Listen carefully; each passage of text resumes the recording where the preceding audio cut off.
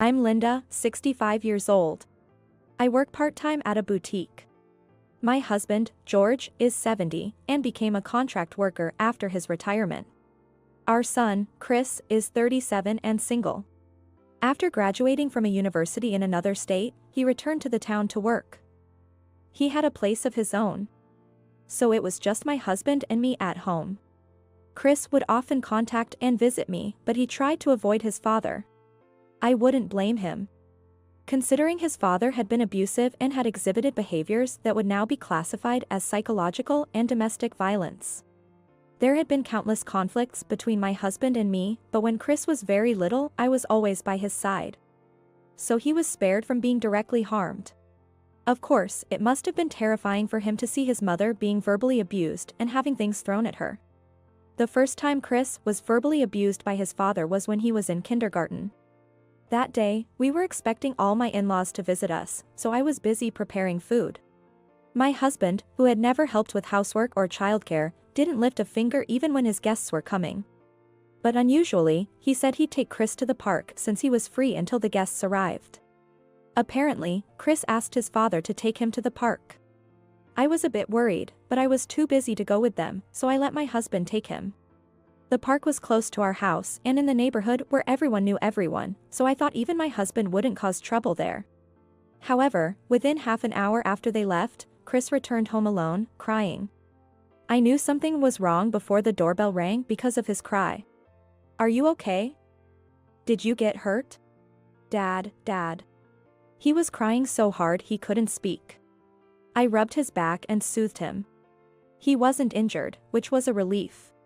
My husband still hadn't returned, and I wondered where he was. Once Chris calmed down, he explained to me what happened. That was when I heard a loud bang and my husband came home. He never cared about disturbing the neighbors, no matter how many times I told him to be quiet. Although he rarely resorted to physical violence, his verbal abuse was severe, and he'd often take his anger out on inanimate objects. The reasons for his outbursts were always trivial, and it was no different on that day. Chris, who loved the swing, was first pushed by his father. But my husband soon grew bored and wanted to sit on a bench. Then, Chris' shoe came off while swinging, accidentally hitting my husband's shoulder. That made his favorite shirt dirty. First, I thought Chris might have continued playing without noticing or apologizing, but that wasn't the case. I did say sorry, but he yelled at me, over and over. Left alone at the park, he had to come home all by himself, crying. Furious, I stormed into the study, where my husband would often shut himself away. What were you thinking, leaving a small child alone in the park? What if something happened to him? Idiot. You can see the house from the park. What do you think could happen? I confronted him about not forgiving Chris and continuing to yell at him, even though he apologized, but my husband wouldn't listen to me. He insulted me and Chris, and also criticized my parenting skills. A pathetic excuse of a son, a bad mother, and so on. As I glared at him, he yelled, "What's with that look?" and started throwing anything he could get his hands on at me. Stationery scattered on the floor, his coffee cup shattered against the wall. I retaliated, throwing back whatever came my way. Running out of small objects, my husband finally stopped throwing things at me. The last thing he threw at me was his dirty shirt. Wash this now. Make sure to get mud out of it. Now get out. I left the study without a word. Who was the idiot here? I thought it was just absurd to wear something, which you didn't want to get dirty, to a park with a child. It should have been easy to imagine that, even for someone who didn't play with their child regularly. Getting angry and shifting blame for his own mistake. When I came out of the study, Chris was there, shrinking and trembling with fear, watching the situation. Mom, are you okay? I'm fine, honey. Sorry we scared you. You're bleeding. I tried to avoid getting hurt, but I had some cuts and bruises. I must have touched pieces of the broken cup. Before, I was the only target, but from then on, my husband started targeting Chris as well. He's never said anything, but I think the emotional scars from his childhood is still troubling him. As a mother, I feel terrible about it, but the fact that he grew up to be a kind person is my only consolation. To be honest, I was afraid that something awful might happen due to the conflicts between him and my husband as he entered adolescence. Every time I heard distressing news on TV, I feared it wasn't just someone else's problem. Fortunately, unlike his father, Chris was thoughtful, so we were able to avoid the worst-case scenario. As he grew older, he subtly shielded me from his father's attacks and even intervened to calm him down, which helped to reduce the frequency of the attacks. Perhaps my husband realized he was no match for Chris physically. Once I found a part-time job at a boutique and began working on weekends and public holidays, I wasn't subjected to his physical outbursts as much, though I was still getting verbally abused by him. When Chris went to college in another state, and also when he chose to come back to work locally but not to live with us, I encouraged him, seeing his hesitation. "I'll be okay. I don't think your father will physically hurt me. But still. You know I always fight back, right? So, I'll be fine. You go on and follow the path you choose. No matter what choice you make, I'll be here for you." Though I reassured him, as expected, my husband's attacks intensified once it was just the two of us. To defend myself, I retaliated when yelled at unjustly, and threw back when things were thrown at me. I wasn't going to be defeated. One day, while watching TV casually, a feature on abusive husbands caught my attention. I was struck by a sudden realization. The description of an abusive husband matched my own husband, persistently attacking my character, and always getting angry at me over trivial matters. That was exactly what my husband was like. I learned that verbal and physical abuse often go hand in hand, including intimidation through loud voices or actions, and throwing objects, and withholding money and controlling the household spending. Things had changed. In the past, unless there was direct physical attack, it wasn't recognized as violence, and many suffered in silence even when abused. It also made sense to me that many abusers acted differently in public. My husband had always been exceptionally good at presenting himself to others. I doubt his colleagues knew he was an abusive person. Some neighbors might have suspected something was going on because of his yelling, but I was sure he would just tell them that it was nothing important. And his severe attacks were directed only at me and Chris, fooling everyone else. From that day, I began to prepare for divorce. First, saving money. For the past few years, I stopped spending my part-time earnings on living expenses and started saving. So, I had enough to start a new life on my own. Fortunately, my husband wasn't aware. I anticipated he wouldn't agree to a fair division of property. That was why I needed to save as much as possible just in case. Next, since he probably wouldn't agree to a divorce, I needed to gather objective evidence for the grounds for divorce. If he refused to get divorced, it would go to mediation, and if that failed, to court, so evidence was crucial. I was determined to work hard for a favorable and quick divorce. Chris was also encouraging my independence. I told him what made me decide to divorce. I heard on the grapevine that an old friend got a late-life divorce. She moved to a big city when she was young, married a wealthy man, raised the children, and even had grandchildren. Everyone envied what seemed like a picture-perfect life. But another old friend from back home shared the truth with me. Her words pierced my heart. For years, she endured her husband's infidelity and emotional abuse. Wow. You never know what someone is going through, even if they seem happy. It surprised me, not because she got divorced, but because her situation was exactly the same as mine. Just like my husband, her husband cheated on her. And not long ago, I discovered my husband's affair. Boldly, he'd been seeing a woman who lived near our home. She was a widow, living alone.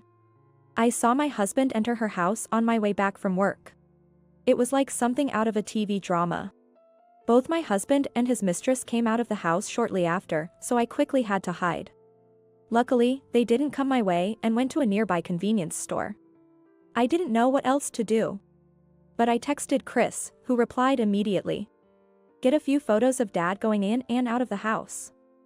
Don't forget to mute the camera shutter on your phone, or you can just take a video. Okay. It was early in the evening, so it was already getting darker in the countryside, as there were a few houses around. It wasn't hard to hide myself, but I had to be careful not to be seen with the bright screen of my phone. They were absorbed in their own world, making it easy for me to take photos. They came out of the convenience store with a shopping bag, walked back, and entered her house. The light in a room on the ground floor turned on. I was guessing it was probably the living room. In less than half an hour, the light downstairs went off and an upstairs window lit up. After a while, that too went dark. About an hour and a half after I first spotted my husband, he left her house. I took another photo of him coming out of the house and hurried home. They seemed reluctant to part. Later, I consulted with Chris and decided to hire a lawyer. Following the lawyer's advice, I gathered evidence of infidelity and emotional abuse, including photos, videos, and audio recordings. I also started packing my belongings so I could leave the house at any moment. Finally, the day came to confront my husband about the divorce. I hardly slept the night before, but I wasn't tired. Chris, concerned, asked me to talk with my husband on the weekend when he was off work, so he could wait for me in his car outside our house. After texting my son, I brought up the subject with my husband. "I need to talk to you." "What is it?" "I want a divorce." "A divorce? Don't be ridiculous." "I won't agree to it." "What complaints could you possibly have?" It was that loud voice of his I couldn't stand. Unfazed, I continued with what needed to be said. About the emotional and physical abuse, infidelity, and that I had evidence. That I was ready to leave immediately, and that I wanted him to discuss further matters with my lawyer. Hearing this, my husband became infuriated. "Your lawyer? Why would you involve someone else in the family matters?" He couldn't stand the idea of outsiders getting involved in our family issues. He continued to intimidate and destroy things while yelling at me. Seemingly frustrated by my calm demeanor, he persistently threw objects at me. Ouch.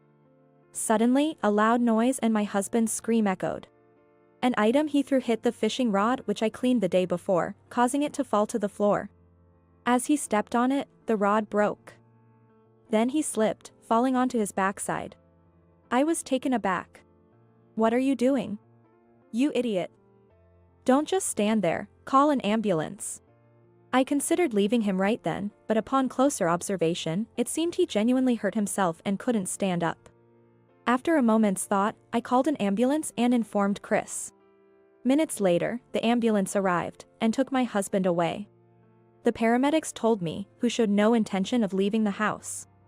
"Ma'am, you should accompany him in the ambulance."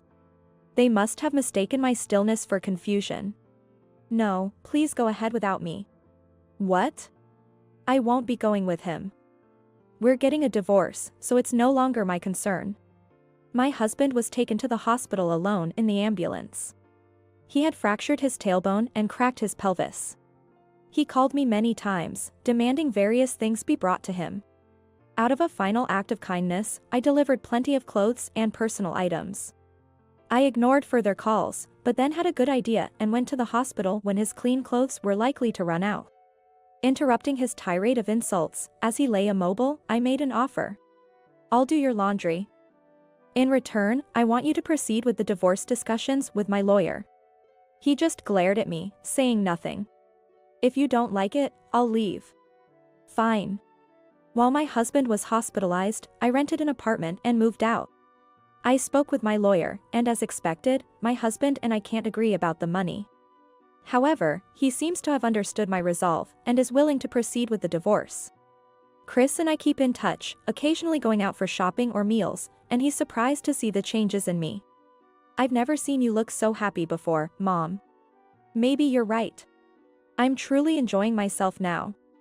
There are so many things I want to do. I can go out with friends without worry. And I can display my favorite ceramics and glass ornaments without fear of them being broken. Freedom is wonderful."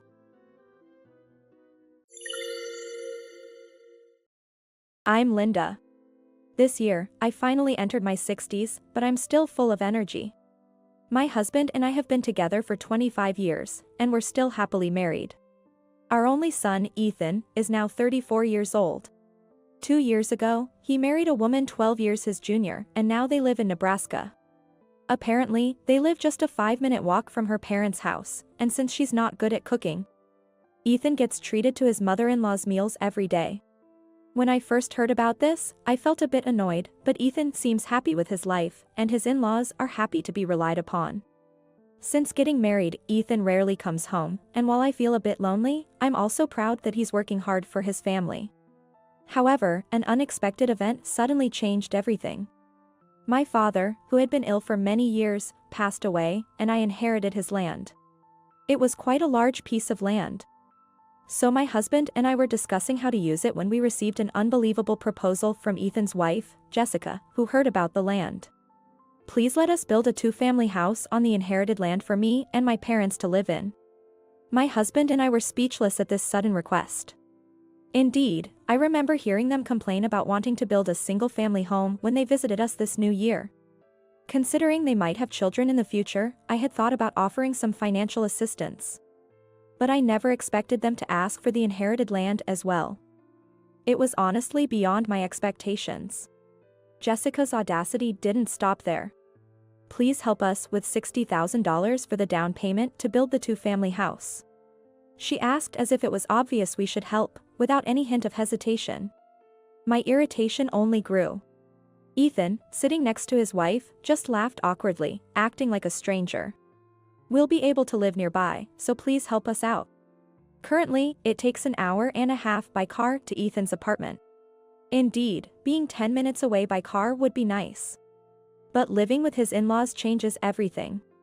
We couldn't visit freely, and it would be awkward for us too. Yet Jessica acted as if we should be grateful to them. Unable to immediately agree, we said we needed time to think about both building the house and providing the money, and left it at that. Not liking our response, the next weekend Jessica came to our house with her parents. Her mother immediately said, "Ever since our daughter married your son, I've been preparing meals for him. I've been taking care of him so much, why are you hesitant to give us the land and the money?" Her mother's attitude was presumptuous, as if she was doing us a favor. Jessica's father said, "We don't know what the future holds. Having a two-family house would be reassuring, and we can help with the children. What's there to complain about? Sure, it's all benefits for them. They wouldn't have to pay for the land, and our down payment would reduce their mortgage. If anything happens, we'll all be under one roof, so we can quickly come to each other's aid. And we'll have the chance to see our grandchildren every day." We felt taken advantage of, expected to give money while they did as they pleased.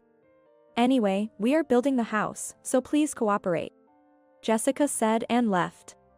Shocked by Jessica and her parents' arrogance, my husband and I were speechless. Then, we started receiving persistent calls asking for financial help. My husband, fed up, subtly mentioned, "We won't give Ethan the land or the money. But I'm worried about you both, so unless we do this, we can't live nearby. Please, can't you just do what Jessica and her parents want? Think about my position too." Ethan was completely under his wife's influence. Our opinions were ignored, and they even started looking for a custom home builder. A shoe closet and a walk-in closet are essential. In addition, a spacious living room with a high ceiling and a multifunctional kitchen packed with my daughter-in-law's mother's requests as if they were just standard. There was even a study for her father and a rooftop, resulting in an extravagant two-family house plan that left me dizzy. This is our dream house, so please give us the land quickly and help us financially. My husband and I exchanged looks, astonished by such an unreserved daughter-in-law. We could have firmly refused their request. But then Ethan said something completely unexpected, further bewildering us. "Stop dragging your feet. Just do it already. If you keep holding out, I'll cut ties with you." Ethan, who only listened to his wife and in-laws, was no longer on our side. Our dear son felt incredibly distant, and the emptiness was more profound than just him leaving the nest. Due to this, we decided to go ahead with the financial support. Of course, Jessica was the happiest. "For now, please transfer $10,000 to the construction company. We'll manage the remaining $50,000, so please give it to us in cash." I did as told, withdrawing a total of $60,000 from my account. Jessica, who hardly ever visited our house, came happily this time to collect the $50,000 in cash. She handed me various documents for the two-family house as if exchanging them for the money. "Take these to the construction company. Make sure you transfer the money properly. After saying this quickly, Jessica left in a hurry. Later, finding some errors in the documents, I went to Ethan's apartment, but he wasn't there. I even went to his in-laws' house, but they were also out. That's when a neighbor told me Ethan, Jessica, and her parents had gone on a week-long trip to Europe. Got some unexpected money, so we're off. We'll bring back souvenirs, Jessica's mother had said cheerfully. That unexpected income was undoubtedly the $50,000 I had given Jessica. The thought that they demanded the money for a house down payment but used it for a lavish trip was infuriating. When I told my husband, he too was visibly shocked. Feeling disregarded by our son Ethan, we didn't know how to fill this gaping hole in our hearts. But we were determined not to be used anymore, so we looked up. My husband felt the same, and we immediately went to the construction company to cancel the two-family house construction. At the construction company, someone casually started talking to my husband. It was a senior employee there, and he turned out to be my husband's elementary school classmate. They had known each other for years. After reminiscing, we got to the main topic. We explained everything, and the classmate nodded, listening intently. Then, "There's no official contract yet, so no worries. Besides, the land and money are yours, so do what you like with them." This suggestion resonated with us surprisingly well. Yes, the land and money were ours. We could use the money to build our ideal structure. Once decided, things moved quickly. My husband's classmate quickly drafted a simple plan and showed it to us. In the design that encapsulated all our wishes, we finally saw a light at the end of the tunnel. After returning from their European trip, my son and his wife kept it a secret from us, so naturally, there were no souvenirs. Did you transfer the down payment? No more holding back because you don't like it. We're all adults here. Jessica frequently called to confirm the money but never bothered to visit the construction site. She's too busy with work, so please provide snacks for the workers. Don't skimp, make sure it's something good. Jessica didn't work. I was almost impressed by her audacity to tell such transparent lies. Apparently, the first $50,000 I gave her hadn't been completely spent on the European trip, as they continued to indulge in domestic travels. Naturally, Jessica's parents joined every trip. Thinking of Ethan being entirely absorbed in his in-laws' family and having fun pained me. However, my husband and I were thrilled to see our ideal building taking shape. We were extremely grateful they left everything to us once the construction started. Several months later, what was completed wasn't a two-family house, but an apartment with 8 one-room units. Yes, we canceled the contract for the two-family house and built an apartment complex for single living, aiming for rental property management. Of course, we bore all the costs. Ethan, Jessica, and her parents, who hadn't shown their faces until the completion of the building, were speechless upon seeing it. What's going on? Where's the two-family house? Jessica, shaking with anger. Her parents also yelled in outrage. Why is it a one-room apartment? We can't live here as a family. Do you think you can get away with this? This is insane. Faced with their fury, I hit them with the truth. The land is mine, the money is ours. What complaint could you possibly have? We're the ones filled with questions. And about the $60,000 assistance for the house, what did you do with the $50,000? That's the real insanity here. Jessica flinched.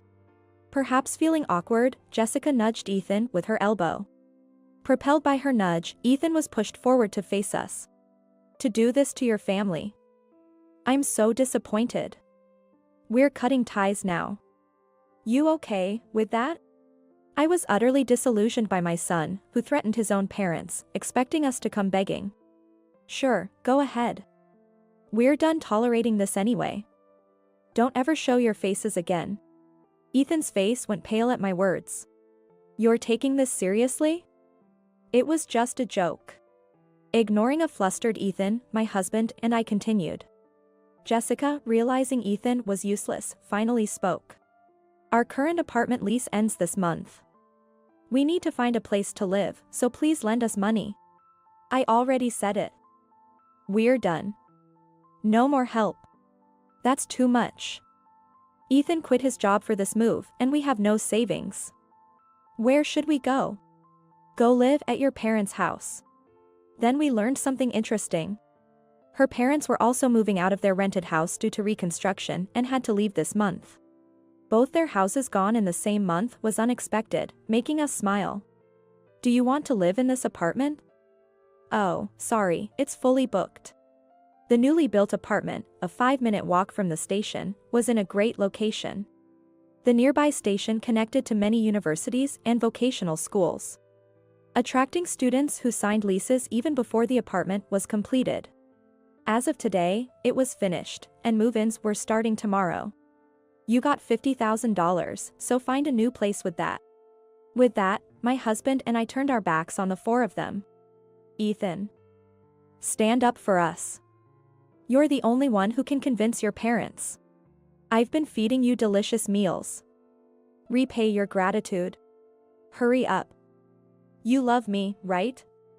Do it for your wife you love. Although Ethan was cornered by Jessica and her parents, we didn't look back or stop. Later, Ethan came alone, apologizing deeply.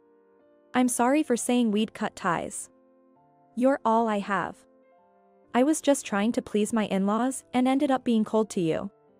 I haven't forgotten the words he said when we were hesitant to provide assistance. His irritated behavior at that time, too, was only possible because he thought it was okay to lose the trust of his own parents. His excuses now did nothing to garner my sympathy. I let him speak his mind, then told him to leave. You're my only son. How can you be so heartless? Have you ever worried about us since marrying? If you had considered us, you wouldn't have agreed to the two-family house. Pointing out his complete siding with his wife, Ethan had nothing more to say. Never show his face to us again. Not come asking for money. Not report on his current situation. Simply stay out of our lives altogether. After declaring our estrangement, Ethan left with slumped shoulders. A year later, our apartment business is doing exceptionally well. Though we're essentially in our retirement years, my husband has really taken to managing the apartments and wants to continue as long as possible. We haven't heard from Ethan since. Recently, while shopping in a supermarket in the neighboring town, I saw Jessica working the cash register, looking unenthusiastic. I was surprised to see her without her wedding ring and looking quite drab. I later heard from a mother who was Ethan's middle school classmate that Ethan divorced Jessica, groveled back to his intended-to-leave company for a job, and now lives in a single men's dorm, working. It seems that his ex-wife, Jessica, frequently pestered him for money, but Ethan, who had been submissive until then, finally snapped. After that, she apparently stopped having any contact with him altogether. After the divorce, Jessica moved to one of the oldest apartments in the area with her parents. Previously reliant on Ethan's income, she now juggles jobs at a supermarket and a convenience store. Jessica's mother is engaged in piecework at home. Her father, on the other hand, works as a day laborer security guard to support their livelihood. After the tumultuous two-family house incident, my husband and I are now living a very peaceful life, feeling blessed in our tranquil retirement. Our serene retirement days are enriched by the apartment we built, ensuring our wallet is always well filled. As someone who loves cleaning, I never neglect the weekly cleaning of the apartment. Keeping it well maintained ensures quick re-renting after tenants leave. Maintaining its clean appearance is also very satisfying. Although I regretted giving Jessica $50,000 in cash at the time, I now see it as a small price for cutting ties with her and her parents. Grateful for these quiet days, my husband and I plan to fully enjoy the rest of our lives. Even if Ethan shows up saying, "Please forgive me," I'm confident I can firmly turn him away. I don't want anyone to disturb this happiness ever again.